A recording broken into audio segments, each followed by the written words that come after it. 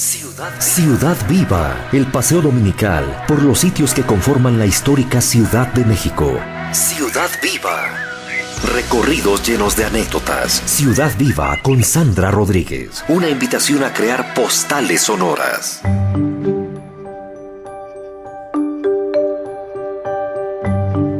Buenos días, qué gusto que nos acompañan aquí en Ciudad Viva en Radio 1000. Yo soy Sandra Rodríguez de Visitas Guiadas. ¿Y qué les parece si en esta ocasión nos vamos a pasear al Centro Histórico de la Ciudad de México? Sí, acaba de pasar el Día Internacional de los Museos.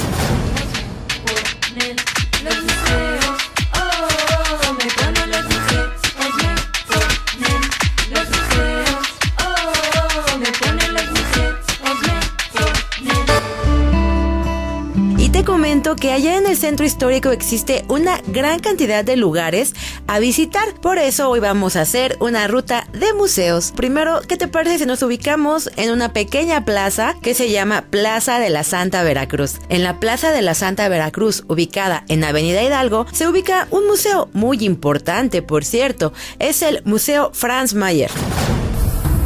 En voz de Itzel Santana Toriz, subdirectora de Servicios Educativos del Museo Franz Mayer. La historia del Museo Franz Mayer. El museo se funda en el año de 1986 gracias a la visión filantrópica del señor Franz Mayer, quien dejó, antes de morir, dejó un legado a todo el pueblo de México en su testamento, mencionando que él quería que la colección que él había formado por cerca de 40 años fuera disfrutada y exhibida para el pueblo de México. La colección del Museo Franz Mayer se basa principalmente en objetos de artes decorativas y diseño.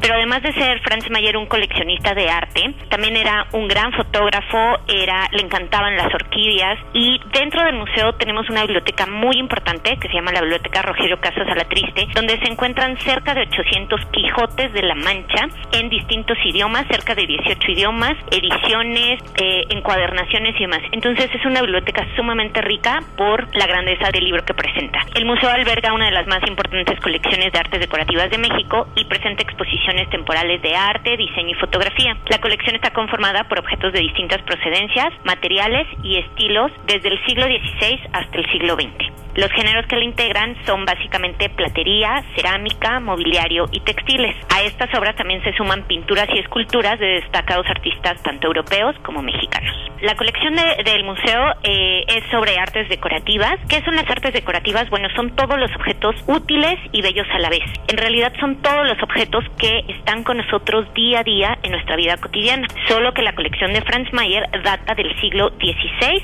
al siglo XIX. Entonces vamos a encontrar salas de platería, de cerámica, de mobiliario, y en esta podemos ver los gustos, tipos de decoraciones, los artesanos, las distintas maneras de producción que se hacían en la época de la Nueva España. Entonces, la colección es básicamente un panorama general de cómo era la vida cotidiana en la época de la colonia. Y mira, este próximo 28 de mayo inauguramos una exposición sobre Franz Mayer, fotógrafo.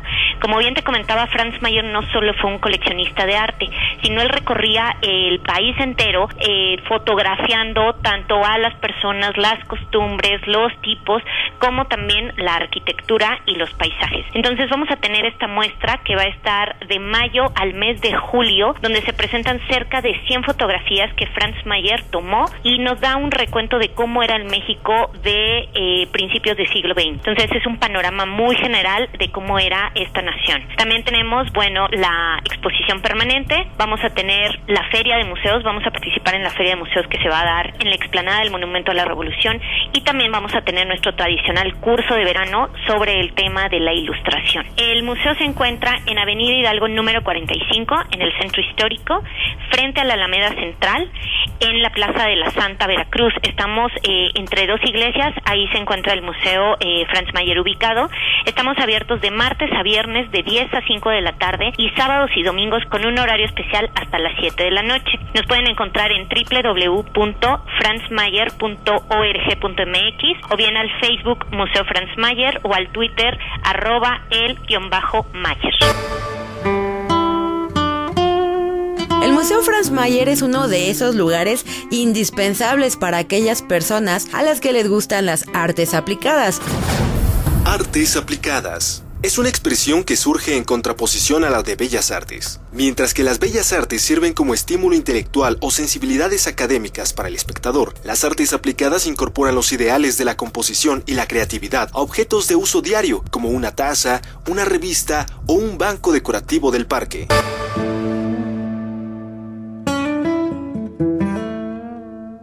Allá en el Museo Franz Mayer vas a encontrar una sala magnífica dedicada a la platería. ¿Y qué te parece que empezamos a hablar primero de la historia de este lugar?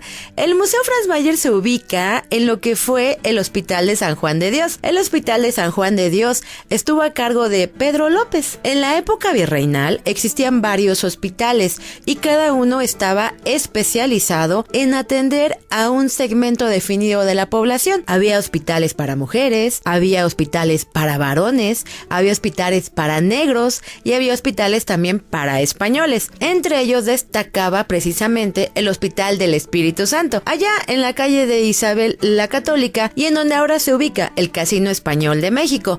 Pues bien, este lugar, el Hospital de San Juan de Dios, estuvo dedicado durante mucho tiempo a atender a negros, mulatos y mestizos y se conoció como Hospital de los Desamparados. Más adelante se convierte en la primer casa de cuna de la Ciudad de México. Sí, como tú lo escuchas, este lugar fue creado para dar resguardo a todos aquellos niños que eran abandonados. Y uno pensaría, en la época virreinal, siendo tan creyentes, ¿cómo podían abandonar a sus hijos? Pues así es, a muchas mujeres que no tenían recursos para poder mantener a sus críos, pues los llevaban a este Hospital de los Desamparados. Y el método era interesante, existía en la entrada un pequeño torno. Bueno, tal vez gran torno, porque se dice que por ese torno pasaban los bebés al interior de este hospital. Ahí se criaban los pequeños y hay por ahí un secretito cruzando la Alameda Central, en donde ahora hay un gran hotel, en donde estuvo el Hotel del Prado. Ahí estaba el primer hospicio para niños, pero ese hospicio para niños era curioso. Dice una historiadora, Josefina Muriel, que existía en ese espacio un departamento de partos ocultos. Y sí, en ese lugar, las mujeres y señoritas de la época virreinal que no podían tener bebés fuera del matrimonio, llegaban para dar a luz. Los niños nacían en ese departamento de partos ocultos y pasaban a ese hospicio para que estuvieran al cuidado del gobierno virreinal. El doctor Pedro López pensó en este sistema mucho tiempo antes de ese hospicio, porque veía que muchas indígenas también abandonaban a sus niños y por esta razón crea una cofradía y este lugar del Hospital de San Juan de Dios. El Hospital de San Juan de Dios era de los mejores en su época. Decían que la atención era magnífica, inclusive tenía varios reconocimientos. Pedro López conocía además a otro señor muy famoso, Fray Bernardino Álvarez. Fray Bernardino Álvarez. Su nombre fue Bernardino Álvarez Herrera.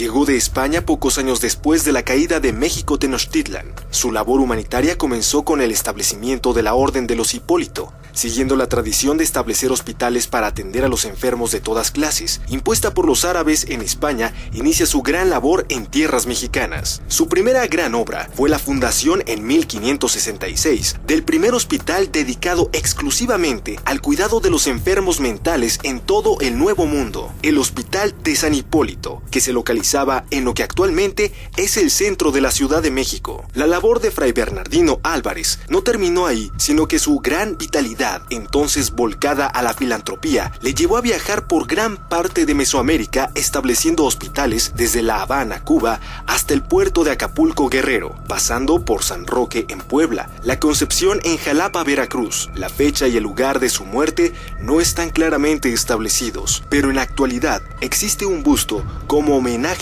en el Hospital de Jesús, primer hospital en América, localizado en la capital de nuestro país, en donde también colaboró como enfermero. trabajó en este espacio y de aquí sale para fundar otro hospital, el Hospital para Varones Dementes, que ahora se ubica en donde está el templo dedicado a San Judas Tadeo, que realmente es el templo de San Hipólito. Pues bien, Pedro López creó este lugar y funcionó perfecto. Más adelante, ya durante la época de Maximiliano, se va a convertir el hospital en un hospital para mujeres. Sí, Maximiliano era tan innovador que creó un hospital especial para poder regular a aquellas mujeres que se dedicaban a la vida pública y pudieran tener acceso a servicio médico. Después, ya en el siglo pasado, se convierte en un hospital para la mujer y finalmente hacia los 80s aproximadamente se convierte en el Museo Franz Mayer. Pero, ¿quién fue Franz Mayer? Franz Mayer fue un filántropo, un financiero alemán que se dedicó a coleccionar una gran cantidad de artes aplicadas. ¿Y qué son las artes aplicadas? Son aquellos objetos utilitarios. Por ejemplo, tú cuando vas al mercado o vas allá a pasear y te gusta una taza y dice recuerdo de Hidalgo, eso ya es una arte aplicada. Cuando esos utensilios del día a día empiezan a convertirse en algo artístico. Así que Franz Mayer empezó a coleccionar esta gran cantidad de objetos y cuando muere ya tenía muy bien pensado a quién lo iba a donar. Lo dona al gobierno de México a través de un patronato. Este patronato es el que adquiere el espacio que funcionó originalmente como Hospital de San Juan de Dios y lo habilita para empezar a presentar diferentes exposiciones. Visitar este lugar es magnífico, sobre todo porque puedes ir haciendo un recuento de la historia de México a través del mobiliario, tapices y decoración que vas a encontrar. Decían que don Franz Mayer compraba todos estos objetos, en ocasiones inclusive cambiando objetos viejos por nuevos, porque la gente no valoraba la gran cantidad de riqueza que tenían estos objetos. Entonces, cuando tú entras al Museo Franz Mayer, lo primero que te recibe es el patio. El patio es magnífico. Tiene al interior, en la parte central, una bellísima fuente y rodeándolo está todo del claustro. En el claustro vas a encontrar puertas que tienen un número. Esto se refería a que eran realmente lugares para los enfermos, pero se conservan los números ahí todavía. Además es un lugar muy tranquilo. Si te quieres tomar un cafecito, te lo recomiendo de verdad. La cafetería es magnífica y toda está decorada con pequeños azulejos. Sí, eso todavía se conserva. Además, el Museo Franz Mayer tiene una biblioteca magnífica en donde se resguarda la mayor colección de publicaciones originales de El Quijote. También vas a poder consultar sus áreas especializadas en artes aplicadas y año con año se montan diferentes exposiciones que tienen que ver con el diseño, tanto internacional como mexicano. Así que es uno de los lugares recomendados a visitar allá en el centro histórico de la Ciudad de México. Cuando sales de este museo, a un costadito se ubica un pequeño museíto. Es más, mucha gente yo creo que no lo ha visitado. Se llama Museo Nacional de la Estampa. El Museo Nacional de la Estampa, a pesar de ser pequeñito, tiene una colección muy importante. Aquí en México tenemos pues gran tradición en la estampa y el grabado, sobre todo en aquellas técnicas como la xilografía o la litografía. Es que dicen que todos los artistas plásticos, todos aquellos, siempre han hecho al menos una vez en su vida grabado. El grabado es bellísimo y qué mejor lugar para poderlo exponer que en el Museo Nacional de la Estampa. Este lugar nace hacia los 80s y la idea original era que se plasmara y se representara la evolución del grabado en nuestro país. Tú cuando empiezas a estudiar sobre el México prehispánico, te vas a encontrar diferentes piezas que ya permitían hacer pequeños grabados. Pero de esto vamos a platicar en cuanto regresemos aquí a Ciudad Viva. Yo soy Sandra Rodríguez y estás en Radio 1000. Ciudad Viva, una invitación a crear postales sonoras. Ciudad Viva, el paseo dominical por los sitios que conforman la histórica Ciudad de México. Ciudad Viva con Sandra Rodríguez. Ya estamos estamos de regreso aquí en Ciudad Viva, en Radio 1000. Yo soy Sandra Rodríguez y qué gusto que nos puedas seguir aquí por radio. También si quieres conocer algunas fotografías de todos estos museos que te estoy mencionando, puedes seguirnos en Facebook, en Visitas Guiadas México, página oficial. Y continuando, te comentaba que allá en la calle de Avenida Hidalgo número 39 existe un museo que es el Museo Nacional de la Estampa.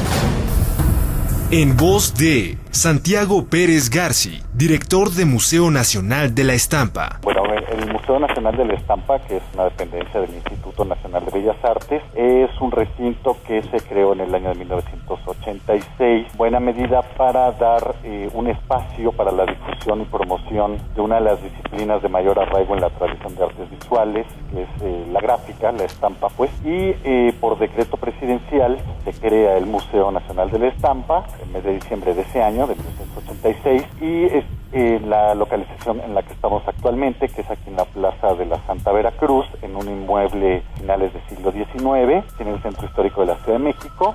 Y bueno, se crea el museo con una colección constitutiva a partir de muchos lotes y colecciones de gráfica que resguardaba el Instituto Nacional de Bellas Artes, así como de un vasto número de colecciones donadas por artistas y por la Escuela Nacional de Artes Gráficas. Contamos con el acervo más grande de los museos del Instituto Nacional de Bellas Artes, alrededor de 12,000 obras, y esta colección busca dar una representación de lo que ha sido la tradición de la gráfica y de la estampa en México desde el siglo XIX y siglo XX. Bueno, mire, dentro del próximo mes de junio, seguirá dentro de nuestro programa las dos exposiciones temporales que están actualmente.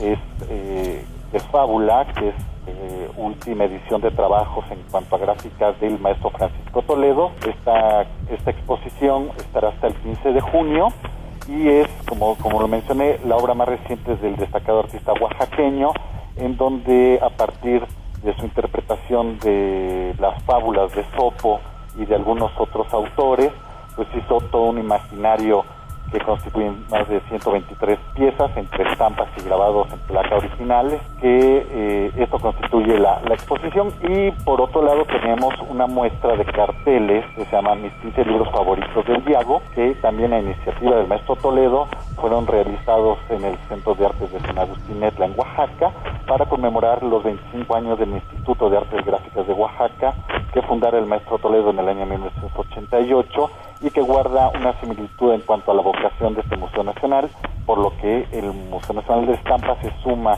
a la celebración de los 25 años del Diago, presentando esta serie de carteles realizados a partir de una selección que realiza el maestro Toledo de distintos ejemplares bibliográficos que resguarda la Biblioteca del Diago. Bueno, estamos localizados en Avenida Hidalgo, número 39, un inmueble que conforma la arquitectura aledaña a la Plaza de la Santa Veracruz y justo al norte de la Alameda, sobre Avenida Hidalgo, y nuestros horarios de atención al público es de 10 de la mañana a 6 de la tarde, de martes a domingo. El domingo es entrada gratuita para todos los visitantes y de martes a sábado tiene un costo de 13 pesos el boleto y el acceso es gratuito para niños, estudiantes con credencial, al igual que pensionados, jubilados, maestros con credencial.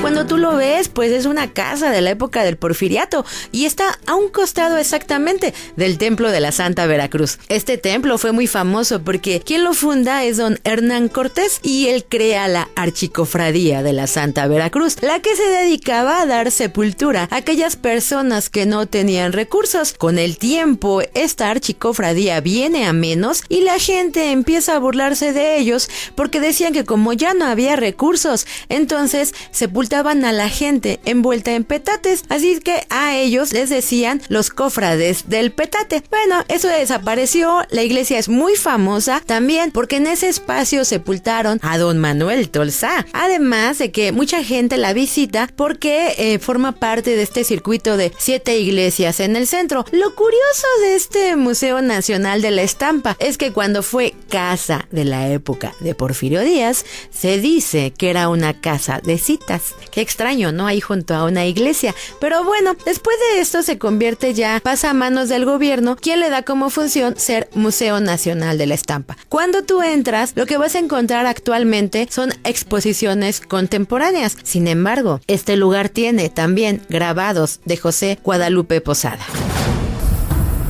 José Guadalupe Posadas nació el 2 de febrero de 1852. Fue pintor, ilustrador y caricaturista, célebre por sus dibujos de escenas costumbristas, folclóricas, de crítica sociopolítica y por sus ilustraciones de escenas de muerte como la Catrina y estampas populares y caricaturas sociales. Su obra confirma su gran renombre estético y su empeño en realizar un arte propiamente mexicano, con una técnica brillante en el grabado.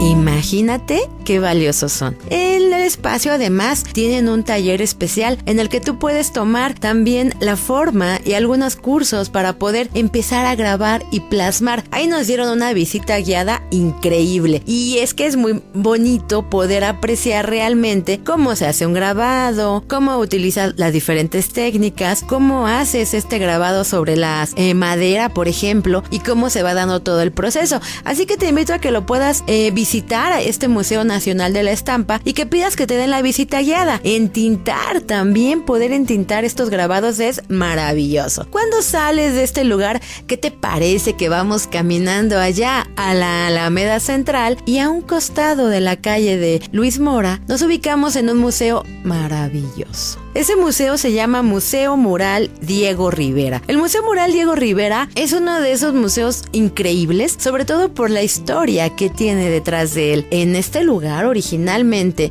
estaba el estacionamiento del Hotel del Prado. Sí, ese hotel que se viene abajo lamentablemente en 1985. Y se construye el lugar para poder resguardar un mural que hizo Diego Rivera. Estamos hablando de que hacia 1950 aproximadamente se le pide a Diego Rivera que haga un mural en el Hotel del Prado y que el mural tenga que ver con la historia de la Alameda Central. Él con mucho gusto se dedica a iniciar el trabajo. Lo curioso es que ahí plasma una frase muy interesante que dice: Dios no existe. Los seres del universo se sostienen por ellos mismos. ¡Wow! Esta frase va a ser la condena del mural, sobre todo porque a la sociedad de esa época no les va a gustar nada.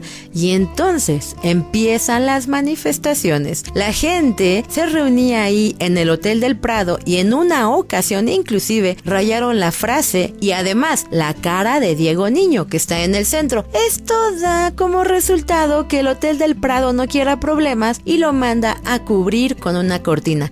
Y así se queda durante mucho tiempo. Originalmente estaba en el lobby, así que para no tener problemas deciden remover completito todo el mural y le colocan en la parte de atrás un gran bastidor para moverlo hacia el comedor. Y así se queda durante muchos años. En 1985, cuando se da el sismo, como el mural era independiente de los muros, no sufre ningún daño y por eso se conserva. Curioso, la frase que tantos problemas le dio fue la causante de que él se conservara hasta la fecha. Así, después de este terremoto, se busca conservarlo, lo tienen que llevar a través de un proceso, lo cubren completamente y se traslada al espacio actual. Realmente cuando tú visitas este museo, tarda 5 minutos en cruzar la calle. Tardaron un día completo en hacer el traslado de lo que fue el Hotel del Prado a su estacionamiento. Y después se construye todo el museo alrededor. Por eso cuando tú lo visitas y te llegas a preguntar ¿cómo metieron este enorme mural a este lugar? Pues la gente te va a decir, la del museo,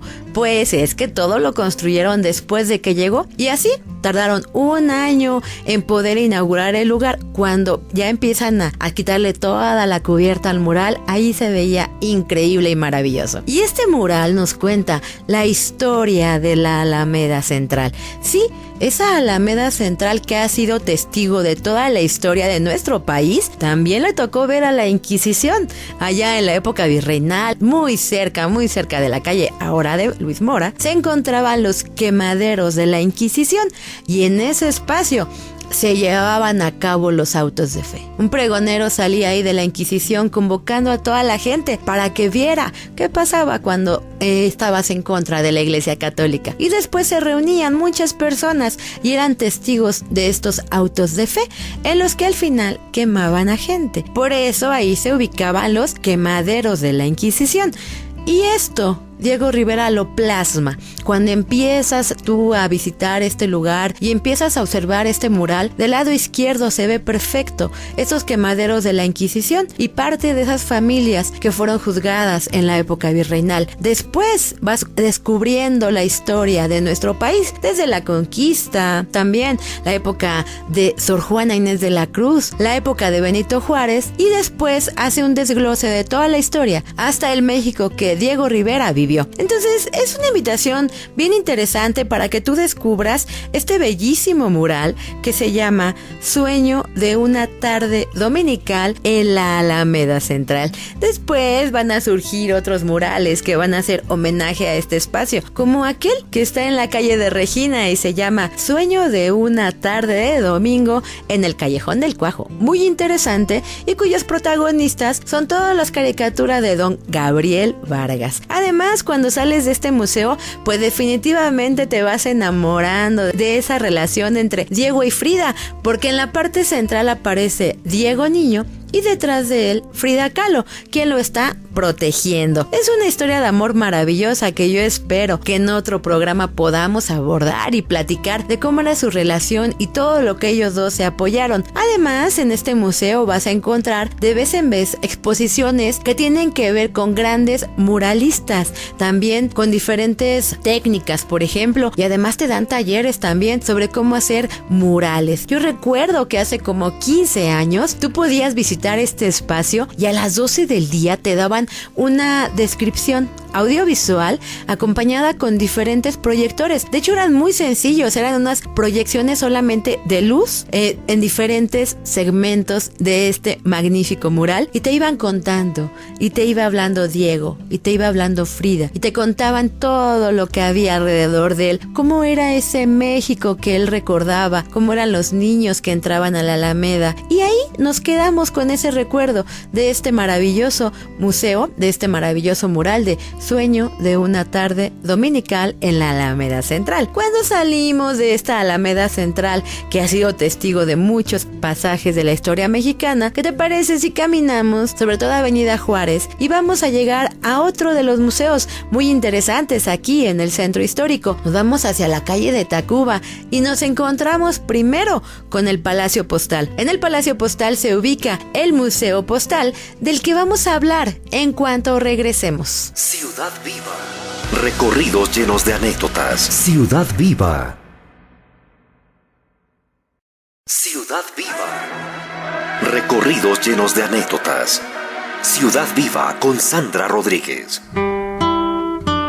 Pues ya estamos de regreso aquí en Radio 1000 en Ciudad Viva. Yo soy Sandra Rodríguez y continuamos con este recorrido de museos por la Ciudad de México. Te decía yo que allá en la calle de Tacuba y Eje Central se ubica un lugar increíble. Es el Palacio Postal. Ese Palacio Postal que a muchos extranjeros y también nacionales nos encanta. De verdad que cuando tú visitas la Quinta Casa de Correos te quedas impresionado. ¿Por qué? Porque este lugar lo inauguró don Porfirio Díaz. Don Porfirio Díaz quería mostrar al mundo que México era un país desarrollado. Así que decide empezar a construir una gran cantidad de palacios. Entre esos destaca el Palacio Postal. Es magnífico. Desde que tú entras, la arquitectura es impresionante. Fue hecho el proyecto por don Adamo Boari, el mismo que hace el diseño del Palacio de Bellas Artes. Adamo Boari fue un arquitecto de origen italiano que tuvo una carrera muy activa en México. Se le conoce por la construcción de obras arquitectónicas imponentes en la capital de este país, entre las que sobresale el Palacio de Bellas Artes, el Teatro Nacional de México. Hacia 1903 viaja a México, en donde bajo el régimen del presidente Porfirio Díaz y por el cual es invitado, realiza varios proyectos, entre los que destacan la parroquia de Matehuala, el templo expiatorio de Guadalajara y un monumento a Porfirio Díaz. También diseñó su casa, ubicada en la colonia Roma de la Ciudad de México. En la capital del país, trabaja en los proyectos que le dieran fama y reconocimiento, como la Quinta Casa de Correos o el Palacio de Correos y el Palacio de Bellas Artes. Fue este último edificio al que más tiempo le dedicó, trabajando en él a un tiempo después de haberse iniciado la Revolución Mexicana. En 1916 vuelve a Italia y se establece en Roma. Se dice que desde Roma enviaba aportaciones e ideas para la finalización del Palacio de Bellas Artes y que escribió un libro sobre la construcción y diseño de teatros. Se piensa que apoyó a su hermano Sesto Boari para el proyecto del Teatro Nuevo de Ferrara, que guarda cierta semejanza con el ya mencionado Teatro Nacional de México. Adam Boari murió en Roma el 24 de febrero de 1928. Me parece maravilloso cuando los ves así de frente a los dos y piensas son completamente distintos, uno blanco, otro naranja y diseños tan radicales. Sin embargo, es el mismo arquitecto el que los diseña. Este palacio postal originalmente, decía don Porfirio, hay que demostrar al mundo que México es un lugar bien comunicado, y entonces el Palacio de Correos tenía que ser así como lo vemos actualmente. Adam Boari hace el diseño y la cimentación don Gonzalo Garita. Gonzalo Garita, de verdad, este señor conocía muy bien la Ciudad de México. Y se crea el espacio con la idea de que tenga los adelantos pues más importantes para la época. Tiene elevador que es un lujo y que funcionan muy bien, porque siguen tal cual estaban cuando se inauguró allá en el año de 1907. Ay, don Porfirio Díaz, que tanto le gustaba Europa y el clima de por allá, qué mejor regalo le dio la naturaleza que en 1907, el día que inaugura el Palacio Postal, cayera una nevada. Así dicen en la historia. Ese día se dio la casualidad de que la Ciudad de México amaneció nevada. Increíble. Cuando tú entrabas a este palacio, veías primero estas áreas en las que mandabas las cartas. Todavía puedes ir a mandar una carta, inclusive. Además, la escalera. Esa escalera monumental increíble. Y en la parte alta todos los servicios. Aquí se creó en la base un pequeño museo, el Museo Postal. El Museo Postal nos muestra la evolución del correo en nuestro país. Y es que los españoles, cuando llegaron aquí, se sorprendieron por la velocidad con la que llegaban los mensajes aquí a Tenochtitlán. Decían, ¿cómo es posible que sepan que venimos de Veracruz? ¿Cómo es posible? ¿Cómo es posible que ellos sepan todo lo que sucede? ¿Cómo es posible que Moctezuma desayune pescado que viene de la costa? Pues sí, ¿cómo era posible? A través de los painanis. Los painanis eran personajes que se preparaban y que eran los correos de esa época. Y los correos lo veríamos más como una función, como un servicio, como una actividad.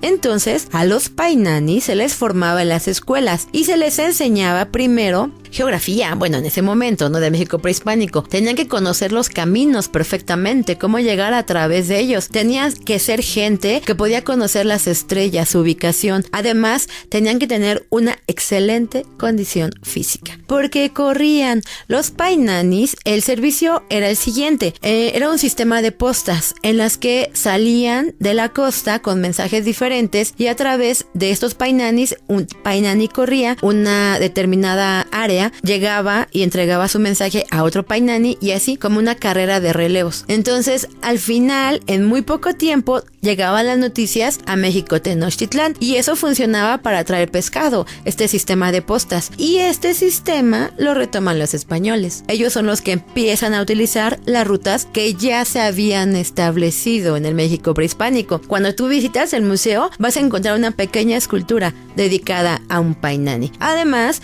vas a encontrar también los diferentes personajes que hicieron el servicio de correo. Y es que el servicio de correo era como un servicio público. Tú pagabas para hacer el correo. Por eso el primer correo se establece en la calle de Correo Mayor. Ahí se establece el primer correo. Después estará en la calle de Jesús María, en la calle de Moneda, hasta llegar finalmente a esta quinta casa de correos. El correo en México fue fundamental también para comunicar a nuestro país con diferentes lugares. Y cuando tú entras allá en la escalera, vas a ubicar el año en el que México forma parte de la UPU, que es la Unión Postal Universal. Entonces es muy interesante interesante visitar este lugar porque ves también las estampillas. La primera estampilla que se crea por el servicio postal. También vas a encontrar los diferentes buzones. Hay un buzón muy bonito que me encanta ahí, que es un buzón alemán, y parte de los buzones tradicionales, además de máquinas, unas máquinas enormes, como de 2 metros de altura, que expendían las postales por 5 centavos, 4 centavos o 10 centavos. Entonces es muy interesante visitar este espacio del Palacio Postal, el Museo Postal, que también tiene una biblioteca especializada. Cuando sales de este lugar, de este palacio, y caminas hacia la calle de Tacuba, te vas a encontrar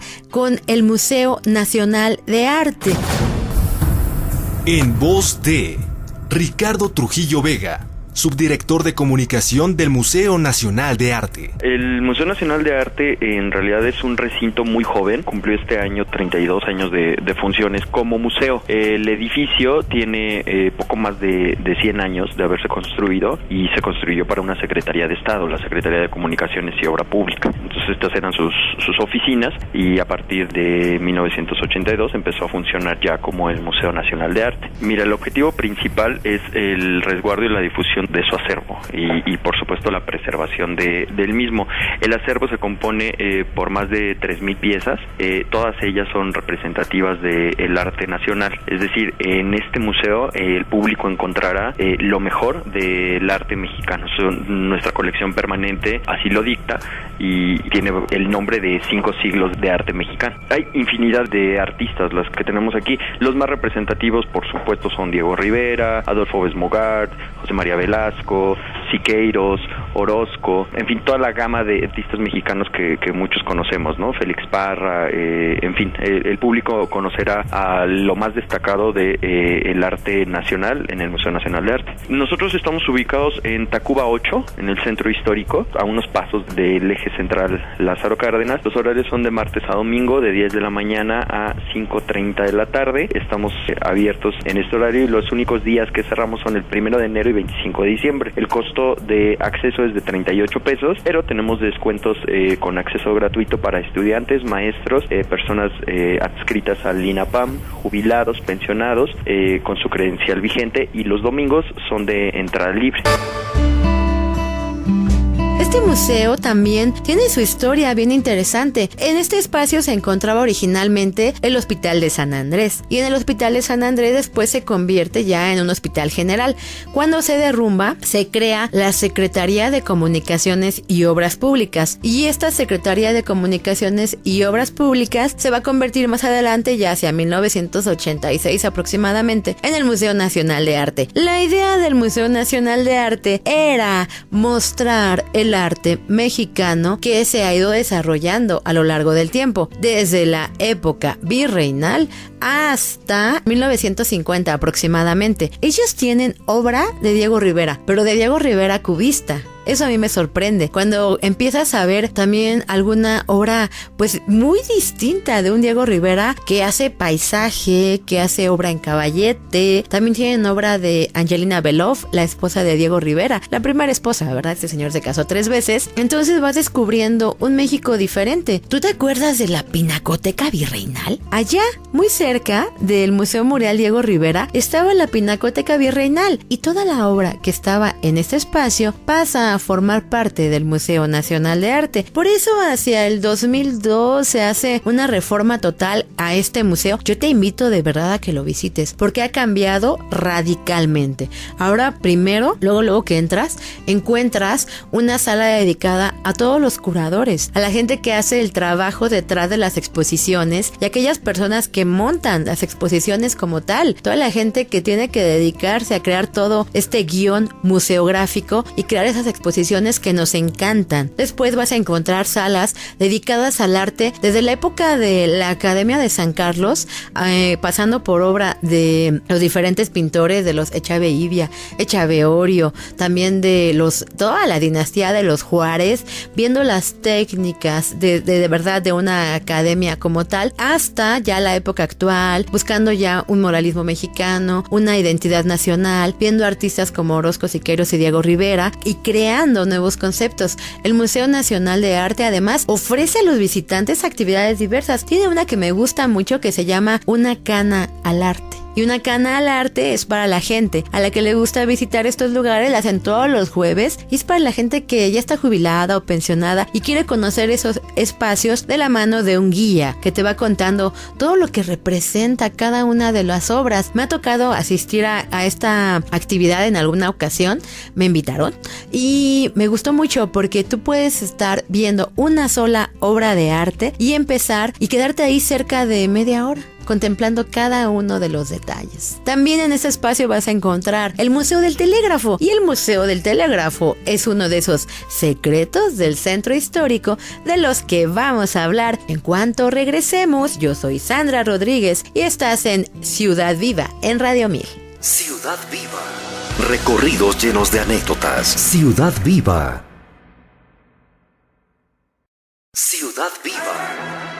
Recorridos llenos de anécdotas. Ciudad Viva con Sandra Rodríguez. Ya estamos de regreso aquí en Ciudad Viva en Radio 1000. Yo soy Sandra Rodríguez de Visitas Guiadas México y te invito a que nos sigas en Facebook en Visitas Guiadas México, página oficial. ¿Y qué te parece si seguimos hablando de los secretos del centro histórico y de sus museos magníficos? Te comentaba que allá en el Museo Nacional de Arte se ubica un pequeño museo, sí, el Museo del Telégrafo. En voz del maestro David Mondragón Olivares, encargado del Museo del Telégrafo. El edificio comienza a construirse a partir del año de 1904, justo en el periodo del auge de Porfirio Díaz, y va a concluir en 1911, o sea, quien le toca inaugurar el edificio es a Francisco I. Madero. El edificio, bueno, como es el palacio, y ahí albergaba la Secretaría de Comunicaciones y Obras Públicas, es un edificio de estilo ecléctico, aunque también tiene influencia de carácter del Renacimiento florentino del siglo XIV y siglo XV, así como el clasicismo francés. El edificio, la parte donde se alberga lo que es nuestro museo, el Museo del Telégrafo, pues bueno, pertenece a lo que era el Salón de Telégrafos, y esa parte, al igual que otras áreas de lo que ahora es el Museo Nacional de Arte, contiene plafones que se mandaron crear por Mariano Copedé.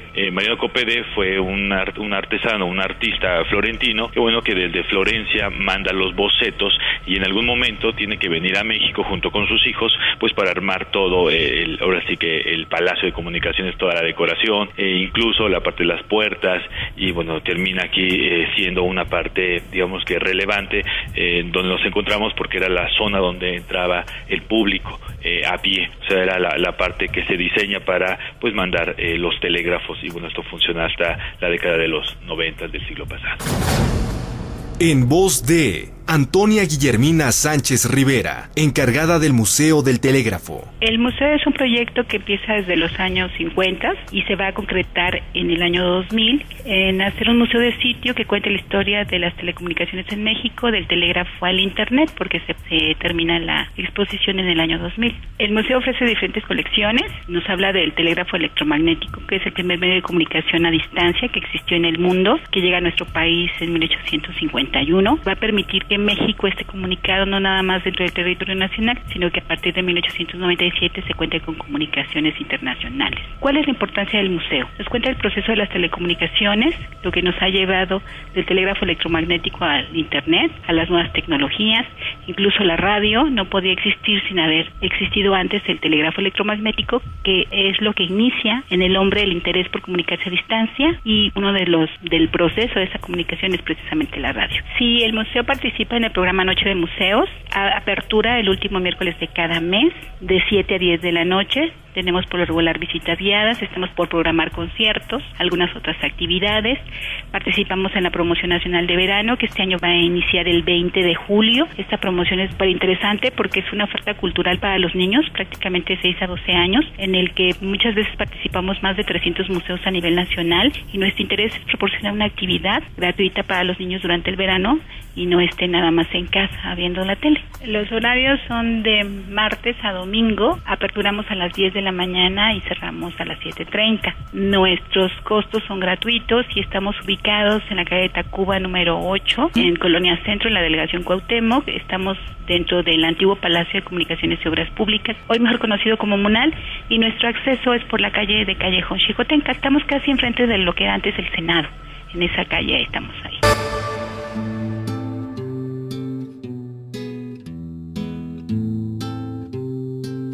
Ay, pero ¿qué hace por ahí un museo del telégrafo escondido? Pues resulta que este lugar fue originalmente la Secretaría de Comunicaciones y Obras Públicas. Entonces la gente venía a este espacio a dejar los mensajes que quería mandar por telégrafo. Después, cuando se convierte en Museo Nacional de Arte, el telégrafo pide un espacio para poder dejar una especie de testimonio de todo lo que ellos hacían originalmente en este lugar. Así que cuando entras a este lugar, evocas al pasado. Hay gente que me ha acompañado a recorridos y me ha dicho, yo vine aquí a mandar un telegrama, yo vine aquí a recibir un telegrama. Y sí, todavía tienen una pequeña sala en la que tú puedes enviar un telegrama. Claro, solamente llega ahí al otro lado de la sala, pero es bastante bonito. Es interesante porque ahí te cuentan la historia del telégrafo en nuestro país. Y es que uno ahora piensa en las comunicaciones y piensa en el celular, el teléfono, el email, pero ¿y cuando no existía esto? Cuando no existía esto, llegó un señor que se llamaba Don Juan de la Granja y fue quien nos trajo el telégrafo aquí a la Ciudad de México. Don Juan de la Granja. Juan de la Granja nació en 1785 en Balmaceda, España. Llegó a México en 1814 dedicándose a actividades mercantiles, buscando que sus empresas mercantiles fueran protegidas por México. En sus tratos con Norteamérica, adoptó la ciudadanía mexicana e ingresó al Servicio Consular de México. Radicado en Nueva York, fundó ahí el noticioso De Ambos Mundos, periódico editado para defender a los españoles y mexicanos, siendo el primero de habla hispana que se estableciera en la gran urbe de hierro. Estando en esa ciudad norteamericana, vio inaugurarse la primera línea telegráfica que hubo en el mundo, advirtiendo los beneficios que tal servicio llevaría a ese país. Como buen comerciante, meditó sobre la conveniencia de introducir a México el invento para realizar un gran negocio con ello. Así fue como empezó a tratar de introducir el telégrafo. El 10 de mayo de 1849 obtuvo la concesión exclusiva para establecer ese nuevo y moderno sistema de comunicaciones en la República. El 5 de noviembre de 1851, en la casa número 6 de la vieja calle del Coliseo, hoy Bolívar, se estableció la primera oficina telegráfica de México con servicio de México a Puebla.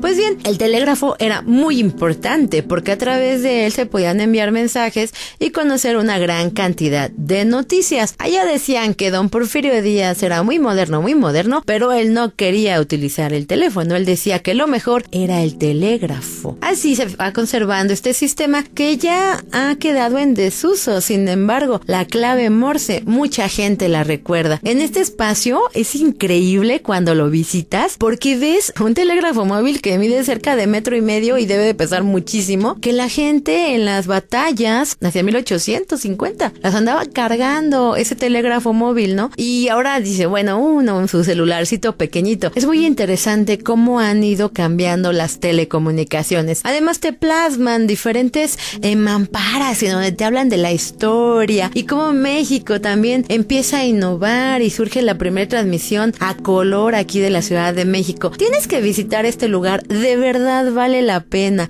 conocer cómo funcionaba este sistema y que te acompañe alguien que alguna vez mandó un telegrama. Y si salimos de este espacio ahora hacia esta plaza de Manuel Tolsá, la Plaza Tolsá, vas a encontrar también de frente, ya hacia la calle de Allende, vas a ubicar un museo.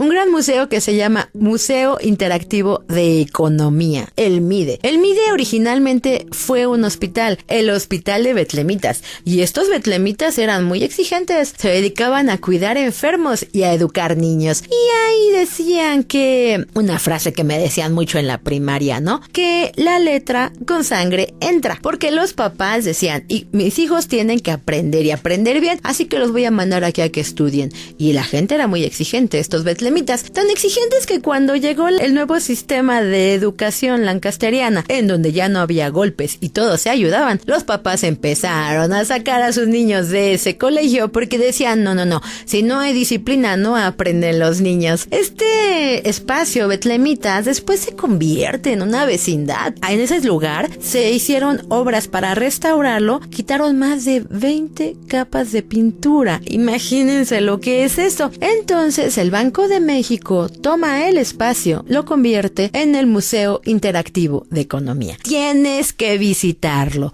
Si la economía no es lo tuyo, si no te encanta ver la sección de economía, tienes que visitarlo, porque te presentan de una manera distinta todo lo que tiene que ver con la economía, con el dinero en nuestro día a día. Inclusive te dan talleres y clases para poder gestionar créditos o para manejar tus créditos, que a veces necesitamos bastante. En este lugar además vas a poder hacer tu propio billete. Imagínate que puedes poner tu fotografía y hacer tu billete de 1,000 pesos si te gusta. Además te enseñan la importancia del ahorro y como todos los días estamos llevando a cabo actividades económicas de forma divertida. Tienes que conocerlo. Es el Museo Interactivo de Economía. A un costado de este lugar hay un museo allá. En la calle de Filomeno Mata existe un museo pequeñito. Es el Museo de la Fuerza Aérea Mexicana. Este museo es bien interesante. A mí me encanta. Me encanta por el orden que tiene. Me gusta mucho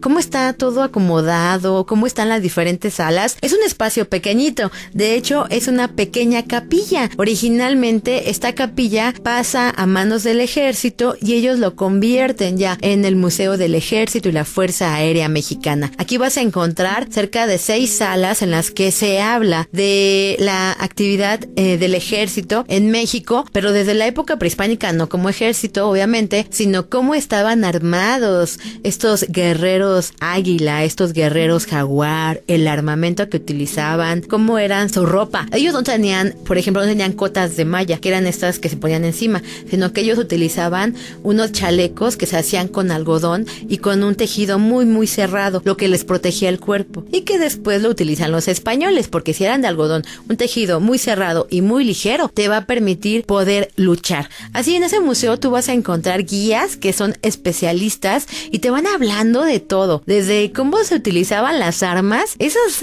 armas de chispa en la que tenías que estar cargando tú cada una de las municiones, te tardabas más en estarlas ahí cargando manualmente, pero te van hablando de esto, de los duelos que se hacían también en la época de Porfirio Díaz. Inclusive tienen una silla de montar de Porfirio Díaz que está bordada con hilos de oro. Así que también te hablan de todo esto y de diferentes momentos en los que interviene el ejército también. Tienes que visitarlo, está ahí en la calle de Filomeno Mata, esquina con la calle de Tacuba. ¿Qué te parece si salimos y seguimos caminando ahora hacia la calle de Francisco y Madero y nos ubicamos en otro museo bien interesante de este espacio? Allá, el Palacio de Iturbide. En el Palacio de Iturbide ahorita está una exposición que se trata de arquitectura mexicana. A mí me fascinó, de verdad me fascinó este espacio. La exposición tienes que visitarla porque vas a encontrar muchos dibujos originales. Uno de ellos es el trazo original que hizo Adamo Boari de el actual Palacio de Bellas Artes, y ahí está su firma en la parte de abajo, en la esquina inferior izquierda. Ahí está Adamo Boari, el plano original, un corte transversal de el actual Palacio de Bellas Artes. Además, vas a encontrar unas imágenes increíbles del original Palacio Legislativo, hoy Monumento a la Revolución. También uno de los proyectos maravillosos y otros museos que también se crearon, como maquetas del Museo de Antropología o también del Museo Diego Rivera Nahuacali. Tienes que conocer esta exposición que está allá en el Palacio de Iturbide, en la calle de Francisco y Madero, número 17. Y caminando por esta calle de Francisco y Madero, vas a llegar a otro de los museos que a mí me encantan, también muy recomendable, que es el Museo del Estanquillo, Colecciones Carlos Monsiváis.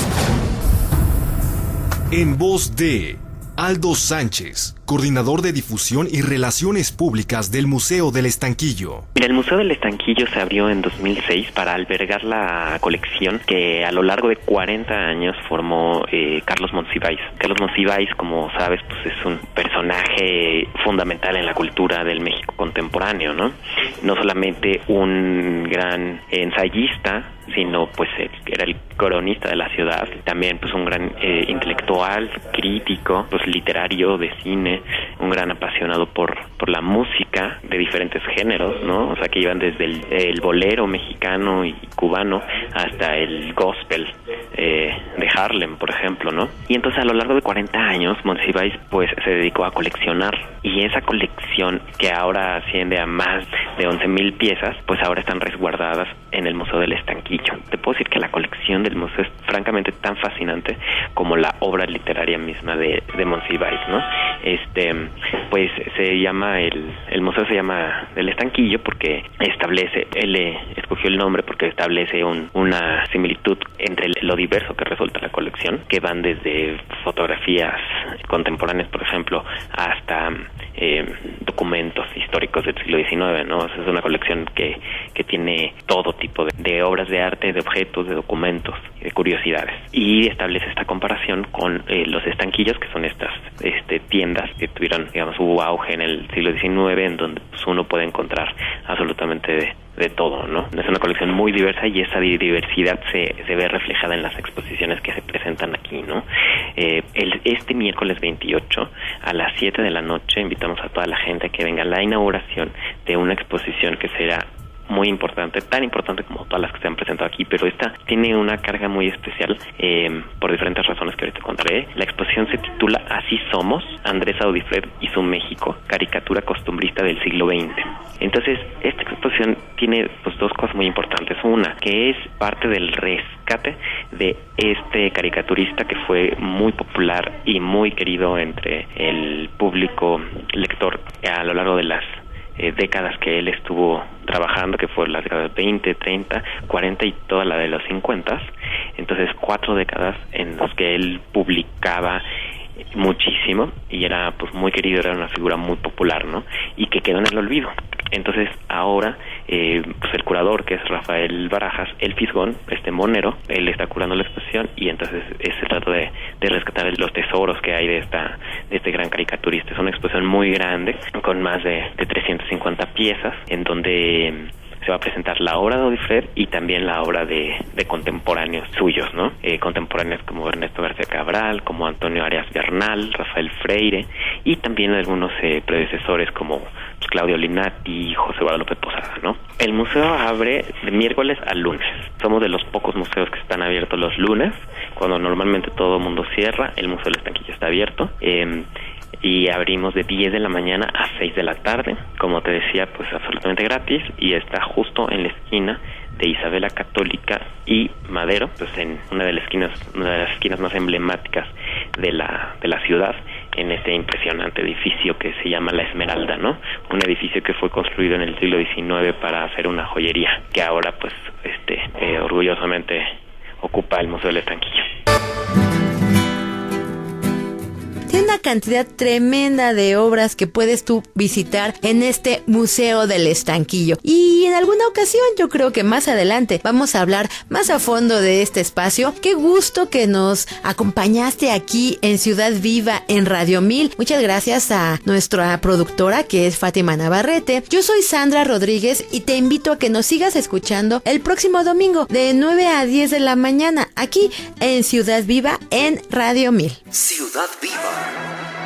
Recorridos llenos de anécdotas. Ciudad Viva con Sandra Rodríguez.